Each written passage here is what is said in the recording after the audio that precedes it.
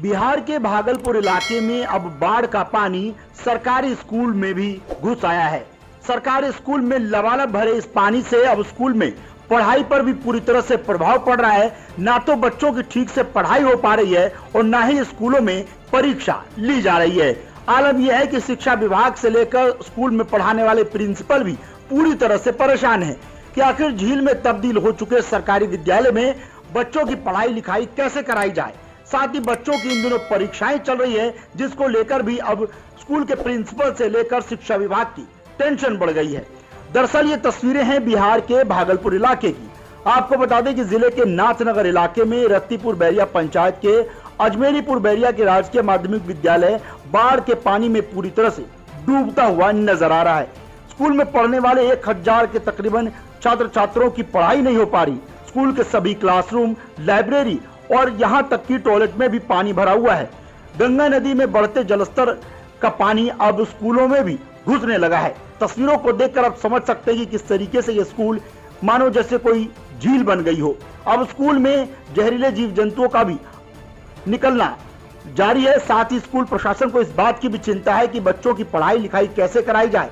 साथ ही इन दिनों स्कूल में परीक्षाएं चल रही थी, जिसके चलते अब और टेंशन बढ़ गई है, क्योंकि स्कूल में अभी अर्धवार्षिक परीक्षा हो रही है जो आगामी 26 सितंबर तक चलेगी।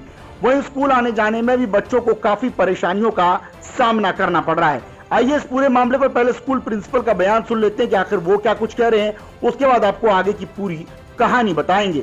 यहाँ पर दिक्कत हो रही है कि देहाती इलाका में 2-3 गांव से पढ़ने आते हैं स्टूडेंट, और जिन्हें पानी से होकर के चलना पड़ता। बाढ़ का पानी अचानक रात में एक हाथ तकरीबन 2 फीट के लगभग पानी बढ़ा, और उससे यहाँ पर मुझे परीक्षा चल रही थी।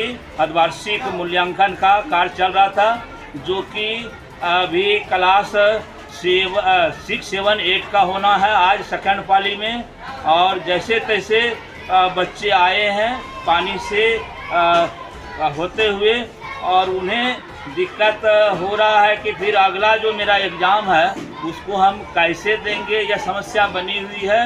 और शिक्षा विभाग को सूचना दे दी गई है, उस पर अब आगे के दिन जो परीक्षा होंगी अन्य विषयों की, उनका वह कैसे दे पाएंगे, यह समस्या बनी हुई है। और इस आरसीसी के अंतर्गत 7 विद्यालय हैं, जिसमें से 3 विद्यालय में पानी का प्रवेश हो चुका है, ग्राउंड में पानी है। और वहाँ पर जो भी पठन पाठन है वह लगभग अब आज के बाद संभव नहीं हो पा रहा है कि शिक्षा पढ़ाई का कार्य आगे चल सके। बच्चे भी जान में जोखिम में डाल करके इस विद्यालय पहुंच रहे हैं। इसके सूचना वरीय अधिकारी को दे दिए क्या?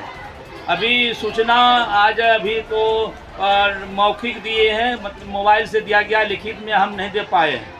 और उसके तहत जो है अभी वहाँ से कोई हमें बंद करने का आदेश नहीं मिला।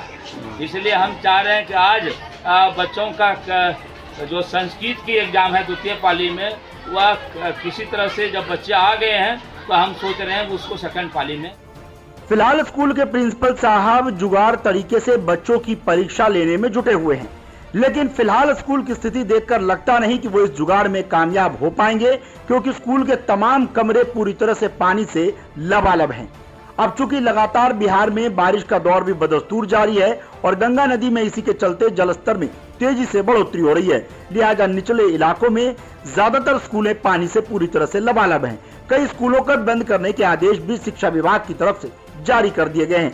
लेकिन सवाल यही कि आखिर बाढ़ से बिहार निपटेगा कैसे, क्योंकि पहले जहां लोगों के मकाने, दुकान, जमीन, खेत और खलिहान पूरी तरह से बाढ़ की चपेट में थे, अब स्कूलों में भी बाढ़ का पानी घुसने लगा है। ऐसे में नौनिहालों की शिक्षा पर भी इसका पूरा असर पड़ता दिखाई दे रहा है। अभी स्कूल में जहां अर्धवार्षिक परीक्षाएं चल रही थी, ऐसे में परीक्षाएं यकीनन रद्द ही करनी पड़ेगी।